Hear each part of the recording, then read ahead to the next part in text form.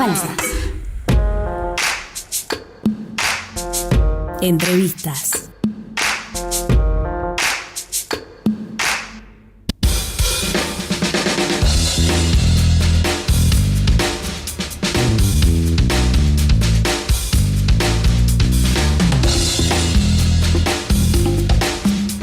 Continuamos en este caso con la propuesta y le damos la bienvenida a Diego Vigay de la Fiscalía Federal del Chaco. Él justamente ofició en el juicio por la masacre de Napalpí, que es el primer juicio que de alguna manera genera, ¿no?, y caratula y sentencia también como genocidio y delito de lesa humanidad crímenes cometidos contra pueblos originarios. En ese sentido, hoy se va a estar presentando también un libro.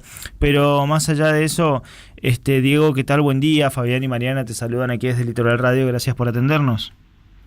Hola, Fabián y Mariana, buenos días. ¿Cómo están? Muy bien. Saludarlos. Por favor, gracias por el contacto. Y bueno, la idea es charlar un poquito acerca de por qué es tan importante, por ejemplo, que hoy estemos hablando de lo que sucedió no solo en Napalpí, sino, bueno, de lo que implica también el juicio, la sentencia y todo lo que fue el proceso. Bueno, todos conocemos que la Argentina tiene en estos últimos años un proceso de juzgamiento de crímenes de lesa humanidad, fundamentalmente de lo que fue la última dictadura cívico-militar y los años anteriores, donde ya imperaba el terrorismo de Estado. Ese proceso tiene un reconocimiento a nivel mundial, ¿no? La Argentina es reconocida, aparte del fútbol, de los campeonatos mundiales, de Maradona, de Messi, también es reconocida por este proceso de juzgamiento. Me ha tocado estar en seminarios, en encuentros internacionales con fiscales de Latinoamérica o de todo el mundo, y la verdad que la admiración por la justicia argentina, los organismos de derechos humanos y este proceso de juzgamiento es muy, muy importante, ¿no? Están los tribunales de Nuremberg, que han juzgado el holocausto del pueblo judío a mano del nazismo, y después viene el proceso de juzgamiento de crímenes de lesa humanidad de la última dictadura, que tiene nada más ni nada menos que a 1.100 condenados en toda la Argentina, ¿no? Ya sea militares, policías de las policías provinciales, funcionarios judiciales, bueno, todos los que han participado de la desaparición de 30.000 personas, de los centros clandestinos de detención donde se torturaba sistemáticamente, de la apropiación de niños. Bueno, eso está consolidado, pero así como el Estado argentino cometió la barbarie de esos crímenes, también el Estado argentino llevó adelante un genocidio contra los pueblos indígenas a fines de 1800, a principios de 1900, y en ese lugar está enmarcada la masacre de Napalpí, que ocurre en el año 1924, aquí muy cerca de Corrientes, donde era territorio nacional en ese momento. Está a 200 kilómetros de Resistencia, 200 kilómetros de Corrientes, y en ese lugar se estableció en el año 1911 una reducción donde se concentró a prácticamente toda la población indígena que existía en el territorio nacional de Chaco en ese momento, de los pueblos Com, Mocoy y en menor medida del pueblo Vilela. El objetivo era ocupar el territorio fundamentalmente para explotar el algodón y el destronque, el desmonte, la utilización de los postes, de la leña, y en ese marco eran explotados laboralmente. En esa reducción trabajaban de sol a sol, le pagaban simplemente con mercadería, muchas veces en mal estado, con ropa usada, le pagaban la mitad de lo que recibía un trabajador criollo, con el criterio de que un indígena necesitaba mucho menos para vivir. Y bueno, eso provocó una huelga muy importante en el mes de julio de 1924, donde se paralizó toda la reducción. Ellos trabajaban en el desmonte, en el destronque y también en la cosecha y en la recolección de algodón, y esa huelga es ahogada en sangre literalmente, donde son fusilados las familias enteras de la comunidad que estaban establecidos en una toldería llevando adelante esa protesta. Lo que reclamaban simplemente era que le paguen lo mínimo indispensable para vivir, simplemente sobrevivir era lo que pedían, no morirse de hambre como estaba pasando. Y bueno, 130 hombres de lo que era Policía de Territorios Nacionales en ese momento, más adelante eso va a ser la Gendarmería Nacional, con los brazos de algunos criollos que tenían fusiles del ejército, alrededor de 150 personas, disparan durante 1 hora sus fusiles sobre esta toldería donde había familias enteras, como le decía, alrededor de 1000 personas, y bueno, se estiman entre 400 y 500 las personas que fueron asesinadas en esa mañana, ¿no? Uh-huh. Estamos hablando de niños, de mujeres, de ancianos. Hubo un proceso de reconstrucción de la memoria histórica muy importante, a pesar de que por el trauma que tenían los sobrevivientes, les llevó muchas décadas poder hablar de lo que había pasado con sus familias. Quienes hablaron eran ancianos cuando contaron lo que pasó, como Melitón Enrique, Rosa Chará, Pedro Valquinta y Rosa Grillo, pero fueron niños cuando ocurrió la masacre. Ya pasaron 60, 70 años para que pudieran hablar.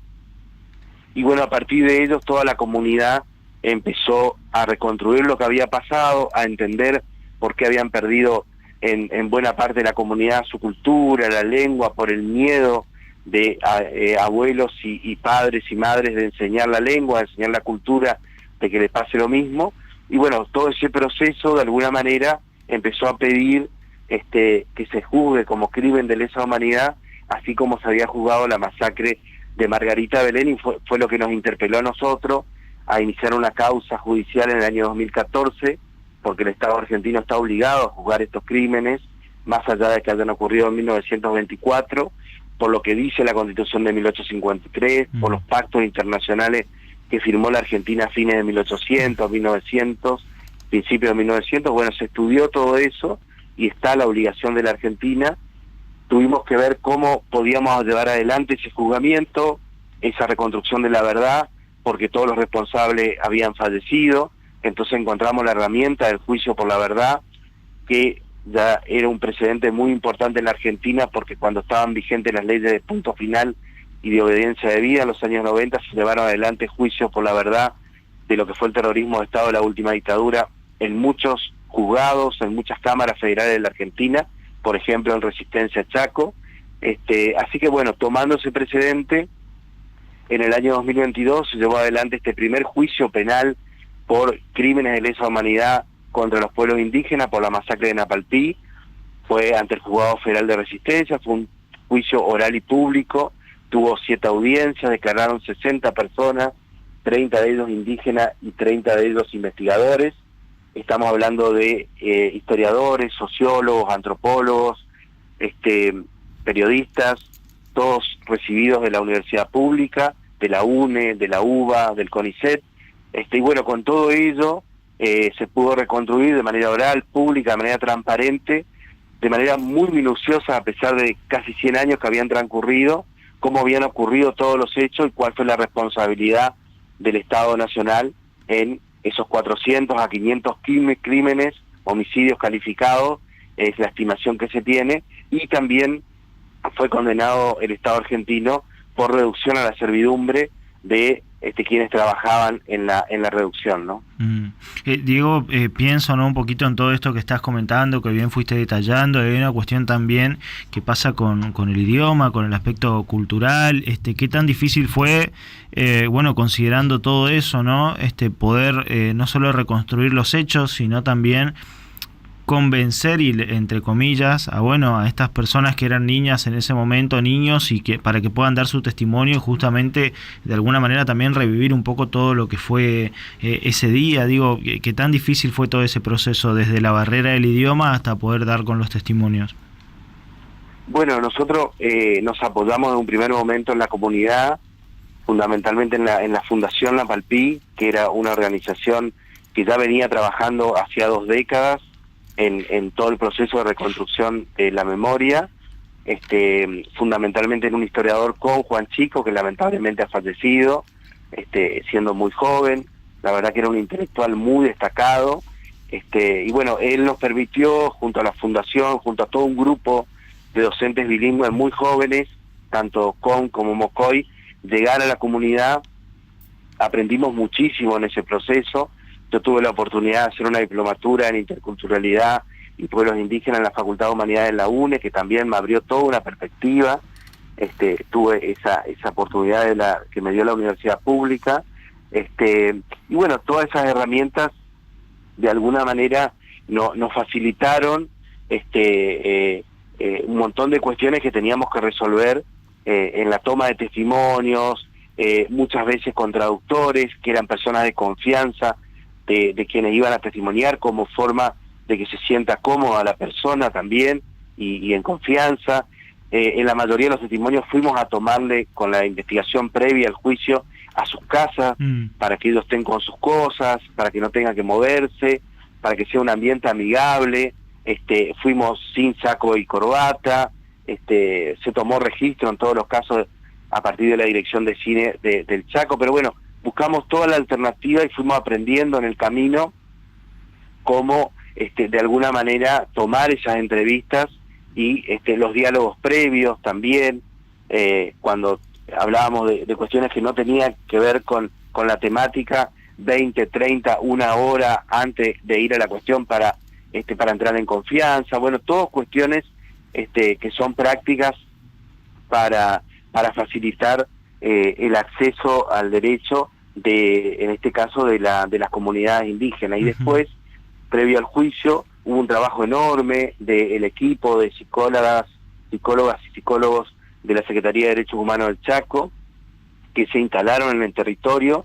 A mí me tocó acompañarlos en varios viajes, y bueno, ese trabajo de psicólogas y psicólogos coordinados por la licenciada Carolina Fule, fue quienes con mucha empatía y teniendo mucha experiencia en juicios de lesa humanidad anteriores, pudieron facilitar las cuestiones para que los testigos indígenas puedan declarar en el juicio. En muchos casos era la primera vez que iban a hablar en público, en un estrado, con cámaras de televisión, con una jueza enfrente, con los fiscales en un costado. Entonces hizo todo un simulacro previo para que ellos dimensionen cómo iba a ser la situación, para que se la representen. Bueno, la verdad que hicieron un trabajo enorme, y eso cambió porque mucha gente tenía miedo, tenía vergüenza, y la verdad que uno ve los testimonios, está todo el juicio colgado en YouTube, simplemente poniendo juicio por la verdad por la masacre de Napalpí, está en el canal del Poder Judicial Nacional, en el canal del Gobierno del Chaco. Uno puede ver que declararon en términos generales con mucha confianza, con mucha seguridad, y pudieron contar todo lo que tenían para decir de lo que había ocurrido en la masacre, ¿no? Diego, ustedes iniciaron esto en el 2014 y hasta este 2014 empieza la investigación y el juicio en el 2022. Hasta este punto de la investigación, ¿no? Hasta que pudieron llegar a estas declaraciones que calificás de seguras y donde pudieron contar la experiencia. ¿Cuánto tiempo fue ese trabajo? Particularmente pensando en que fue un hecho muy traumático para esos niños y niñas que hoy, que después fueron los que pudieron brindar su testimonio. Nosotros la investigación que iniciamos en el 2014 pudimos hacer el pedido de juicio por la verdad en el año 2021, ¿no? O sea, nos llevó 7 años toda esa investigación previa. En algún momento de la investigación teníamos conocimiento que existía el testimonio, por ejemplo, de Pedro Valquinta o de Rosa Grillo, que eran 2 abuelos, 2 ancianos de mucha edad, ¿no? Estamos hablando de alrededor de 100 años, y bueno, nosotros teníamos la urgencia de ir a tomarle testimonio al otro día, y en realidad tuvimos que esperar varios meses para que se puedan dar todas las circunstancias para tomar esos testimonios, digamos, ¿no? De bueno, cuándo iban a estar en su casa, los trabajos previos para hablar con la familia, para hablar con la persona, para convencerlo, bueno, una serie de cuestiones que llevaban mucho tiempo, con los tiempos que tienen también las comunidades, que no son los mismos de los que tenemos los criollos, que es todo urgente, digamos, ¿no? La comunidad en general tiene otros tiempos muy pausados, de pensar muy bien las cosas, de dimensionarlas, bueno, y de finalmente tomar sus decisiones. Y en lo que hace a la intervención en causas judiciales de las comunidades indígenas, de personas indígenas, existe todo un protocolo de la consulta previa, libre e informada, que bueno, que es todo un proceso para garantizar que todos sus derechos sean respetados, que su voluntad sea respetada, que tenga su tiempo para entender de qué se trata el proceso, cuáles son sus derechos, y bueno, eso la verdad que lleva un buen tiempo y es correcto que así sea, porque bueno, hace al respeto de la interculturalidad y que tengan todo el tiempo necesario para conocer, para saber y para entender de qué trata el proceso judicial, ¿no? Digo, solo trataron con registros orales, digo, por la dificultad que eso implica y por la particularidad que suelen tener también nuestros pueblos originarios, de bueno, no en su momento no tener la escritura como una cuestión naturalizada, y esto de transcribir historias, mitos, leyendas, vivencias a través de la oralidad. En este caso, ¿cómo fue trabajar con eso hasta que, bueno, llega todo el proceso de las traducciones, imagino, por parte de ustedes, sí, dejar esos testimonios en un registro escrito? Bueno, son dos pilares el juicio: los relatos orales, ¿no? Que se fueron tomando registro, en algún caso se tomó un acta, en algún momento no tuvimos una cámara y teníamos el testimonio, hicimos un acta a mano alzada, después la persona pudo testimoniar en el juicio por suerte, ¿no? Todo tanto de los sobrevivientes como los 4 casos que nombré, como algunos casos de hijos y nietos, que por lo que es la tradición del relato oral, hablaban prácticamente en primera persona, lo cual nos impactó muchísimo a nosotros, hijos y nietos contando en primera persona lo que habían vivido sus padres, sus abuelos, o sus madres, sus abuelas, ¿no? Y por el otro lado, en lo que hace a la escritura, a las investigaciones, bueno, Juan Chico escribió 2 libros, muy importante sobre la masacre de Napalpí, donde fue llevando un registro de la comunidad, de su trabajo, de la Fundación Napalpí, de todo este equipo de docentes bilingües, de toda esa reconstrucción que iban llevando adelante. Esos 2 libros son centrales en toda la reconstrucción.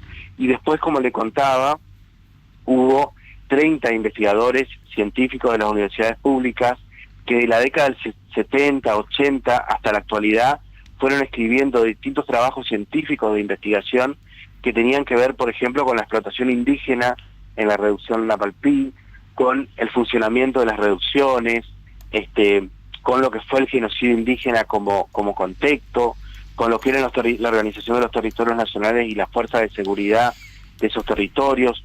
Todos esos informes estaban absolutamente documentados con archivos de la época, ¿no? La verdad que cada investigador hizo un trabajo muy, pero muy importante, muy minucioso.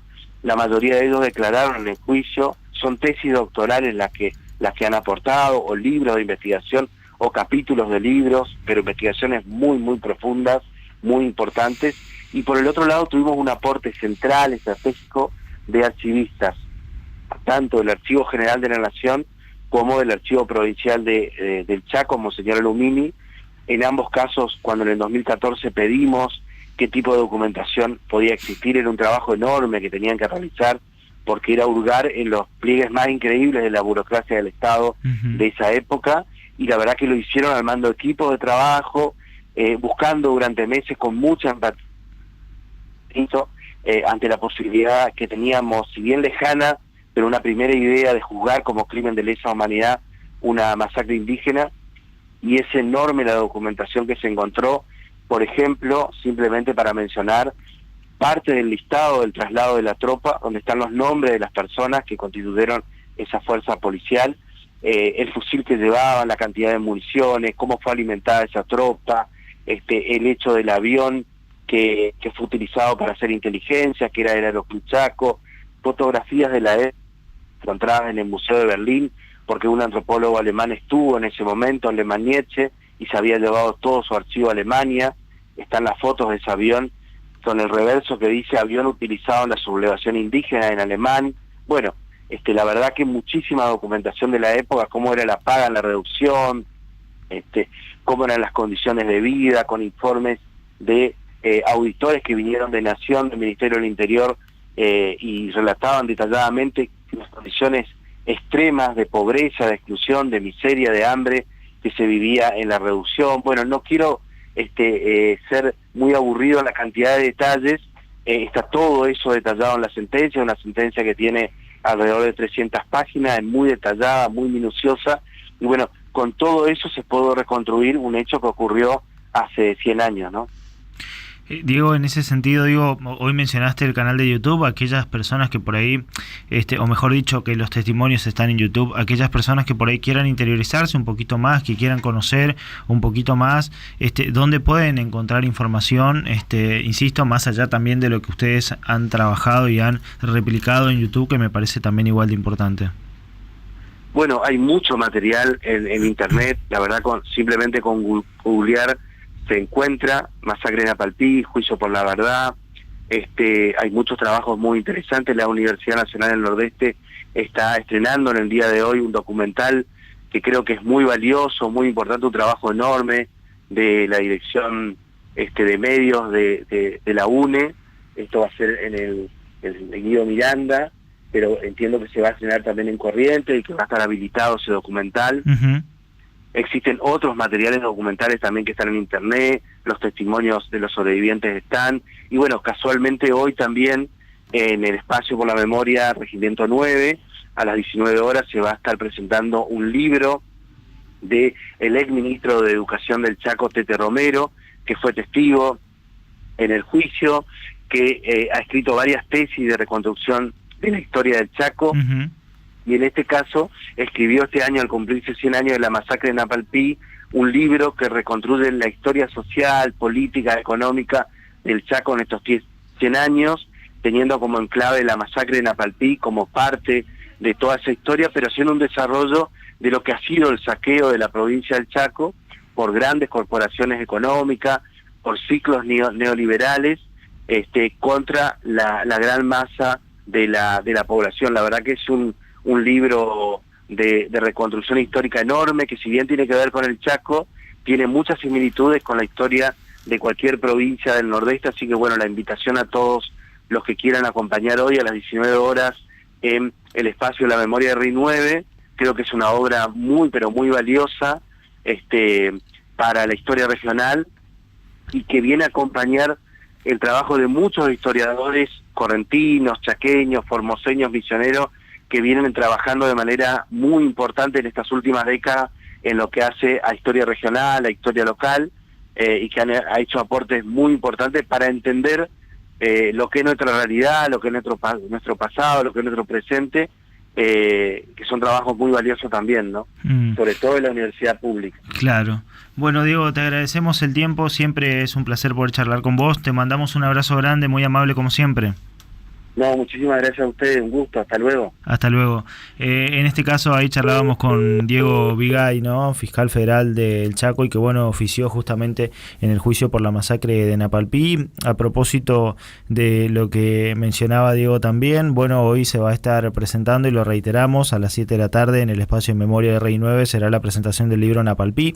En este caso, 1924-2024, genocidio y femicidio en la historia del saqueo de nuestras tierras, del historiador y ensayista Francisco Tete Romero, en este caso, bueno, propone justamente todo lo que fue, ¿no? Este ejercicio dialéctico, las memorias del saqueo del Chaco, en este caso sistematizadas, ¿no? En todo lo que, bueno, fueron estos ciclos neoliberales en Argentina. Y también hoy un poquito más temprano, en este caso, se avanzaba con una nota que simplemente la traigo a colación para reiterar la información, tiene que ver con La larga noche de la mañana de Napalpí, un documental de la Universidad Nacional del Nordeste que se va a presentar también hoy a las 7 de la tarde, pero en este caso en el Centro Cultural Guido Miranda en Resistencia. Así que en ese sentido hay dos actividades, aquellos que quieran acompañar, una va a ser en el RI 9 aquí en la capital de Corrientes y el otro va a ser en la ciudad de Resistencia a las 7 de la tarde en el Centro Cultural Guido Miranda, donde se va a estar presentando La larga noche de la mañana de Napalpí, ¿no?